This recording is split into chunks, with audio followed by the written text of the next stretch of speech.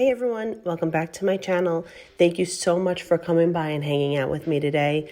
I'm going to be sharing a few family favorite recipes that I make normally in our household that my family does enjoy. So I hope you're looking for some meal inspiration because that's what I have for you today. So first I'm going to be making lasagna. To boiling water, you're going to add your lasagna noodles. Do not break the noodles, especially with spaghetti. If you're ever making spaghetti, do not break into the noodles. They will cook down and be nice and al dente in the water. You don't have to break them. And then to a bowl, I'm taking 32 ounces of ragout, salt, pepper, oregano, basil, Italian seasoning. I usually add onion powder and garlic powder, but I didn't have any, so I had to use a pepper and garlic seasoning salt. Just some garlic. I don't really measure anything out. I just kind of know this. So I use like maybe a tablespoon of garlic and 1 egg, and then I give that a good stir.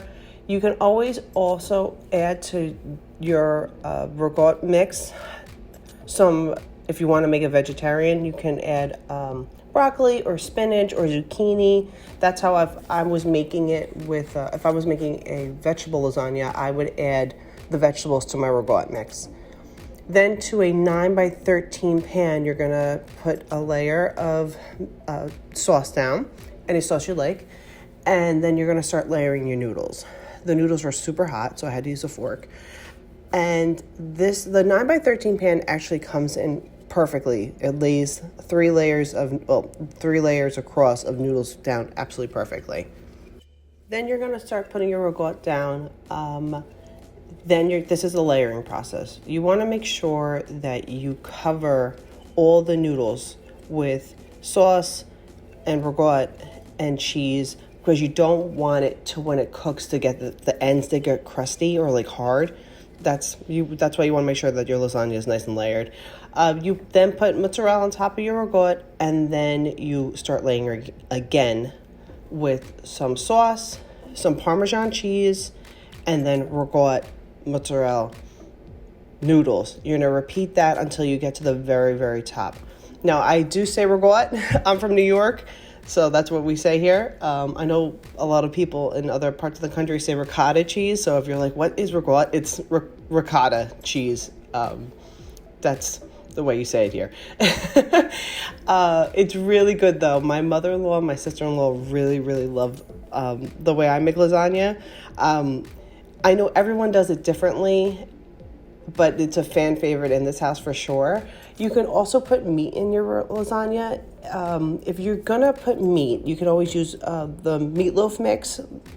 Take that and ground it up, and then I would add that to the sauce. So if I was making this with meat, I would heat up the sauce and put the ground meat in there. You can also a lot of people use ground sausage, like the Italian hot and sweet sausage. Add that to the sauce, and that's the way it would be incorporated into your lasagna. Now, everyone may make this a little bit differently, and that's perfectly great. This is the way I make it for my family, and we really, really like it here. But anyway, once you're done layering, this pan does like pretty much a whole box of lasagna. I think I have like maybe 2 whole noodles left over, which I always like to have in case one rips when you're taking them apart. But what you're gonna do towards the end when you're done here is take 3 noodles on top, and then take a little bit more sauce and just spread it on top and make sure it's covered. Like I said, make sure the edges and the trims are all nicely covered. And then you're gonna just take some more Parmesan cheese, spread it across the top. And then if you have remaining mozzarella, I like to put a little bit of mozzarella on top, only because I like to have a nice and cheesy lasagna. Then you're done. You can wrap it in aluminum foil, and you're going to bake it in the oven when you're ready.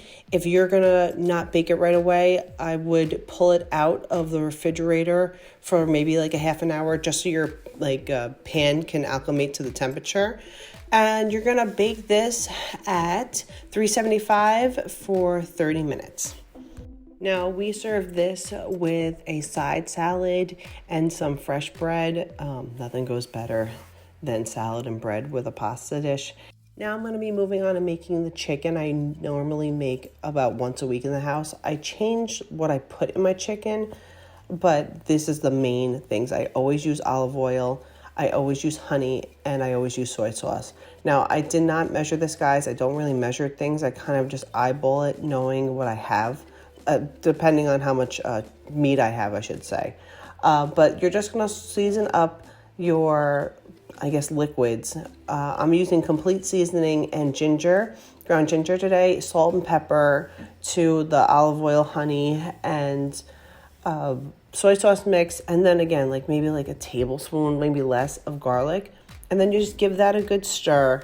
And now I'm going to just cut up some chicken. My chicken is washed. It's prepped. You always want to wash your chicken. And this is about 5 pieces of chicken breast. So I want to say maybe, I don't know, maybe a little over a pound, maybe pushing 1.5 pounds. You just cut them into bite-sized pieces. You want to trim off anything that looks not that great. And then you're going to let this sit. You can let this sit in the refrigerator for, I don't know, like maybe half a day or overnight, whatever. It doesn't hurt it. And then you're going to put that to the side. And now I'm going to be making a broccoli au gratin side dish that I found on Pinterest. I'm going to link the recipe in the description below. This is really good. It doesn't take that long to make either. I know the recipe says it takes longer, but it really doesn't. Anyway, you're gonna put about a tablespoon of butter, let it melt, and add your breadcrumbs into this mixture. Also, you're going to be boiling fresh broccoli in the pot. If you don't have fresh broccoli, I've used frozen in the past. It works just fine. Then once your breadcrumbs are a little brown, you're going to put them to the side, and you're going to add 3 tablespoons of butter to another pan, and you're going to let that melt. And then you're going to add 3 tablespoons of flour. And then you have to mix this. Now, make sure you mix it. You don't want to walk away from it because it will burn. And then you're going to have burnt flour, butter, which is not fun to clean. Once that starts looking like kind of Play-Doh clay-ish, you're going to add your milk. Now you want to pay attention to this because you don't want this to overcook. You want to sit here and mix it. Now this is on medium-high heat. Like I said, I'll put the recipe in the description below. A little bit of salt in there, and just keep stirring until it becomes like a sauce.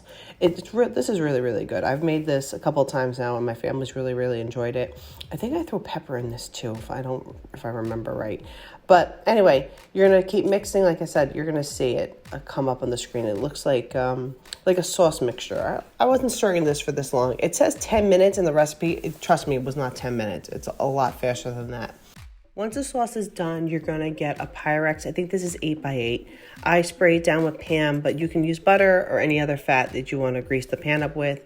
You put your hot broccoli in there, and then you're just going to start to layer. I'm first using, I think this is the taco cheese mix, but you can use any cheese you want. Mozzarella, cheddar, doesn't matter. Then I'm going to put the sauce on top, and I'm going to mix this together really well. The recipe does not, if I remember correctly, call for this, but I do things a little bit differently. But I just want to make sure that all the broccoli is covered by that delicious sauce. And then I'm going to add some more cheese on top. We like cheese in this house. And the breadcrumb mixture. You want to make sure that the breadcrumbs are all covered every inch of the top, because that makes everything just so much better. I like to have my bites with everything incorporated, so when you're not missing anything. Then you're just going to bake this in the oven. I'm going to put my chicken also in a Pyrex, and I'm going to bake this. I just want to say I have a dual oven, so I'm baking these both at the same time. The chicken I'm baking for 20 minutes at 425, and the broccoli au gratin is 450 at 20 minutes. If you don't have a dual oven and you just have one oven, I would say I would bake them both at the same time, probably at 425 for 20 minutes for the chicken, and then maybe another 5 minutes for the au gratin, because you're just heating it up basically. You can always also put it in the crock pot, your chicken, for 4 hours, and then just bake your au gratin. But we had this with the remaining salad from the night before, and everybody really liked it. Now I'm making my go-to side dish, of course, the corn casserole. I make this often. I've made it before, but I'm going to share it again. It's so delicious. You need 1 stick of butter melted, a pack of Jiffy's corn mix, a cup of shredded cheese, 1 can of cream corn, 1 can of just corn kernels drained, a cup of sour cream, and 2 eggs. And then you mix that together.